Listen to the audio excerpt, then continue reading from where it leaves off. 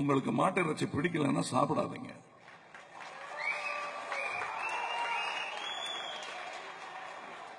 அது எக்காரணத்திற்காக நீங்கள் சாப்பிடக்கூடாது என்பதற்கு மருத்துவ ஆதாரங்கள் இருக்கிறது. அதனால் சாப்பிடாதீர்கள். நான் சாப்பிட்டு இருந்தேன். இப்ப என்னை விட பெரிய மிருகங்களை நான் சாப்பிடுவதில்லை என்று முடிவு வைத்திருக்கிறேன்.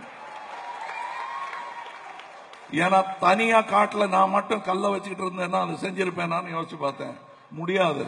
வலுவில்லாத போது எதற்கு இப்ப வசதி வந்து விட்ட ஒரே காரணத்தினால் நீ பெரிய மிருகங்களை சாப்பிடுற, முடிந்தால் சின்ன மிருகங்களை சாப்பிடு. அதுவும் கிடைக்கலன்னா என்ன கிடைக்குதோ அதை சாப்பிட்டு போ. அது கூட இல்லாம எத்தனையோ பேர் இந்தியாவில் இருக்காங்க. அதை கவனி. என்ன சாப்பிடலான்னு மெனு போட்டு கொடுக்காத, சாப்பாடு போடு.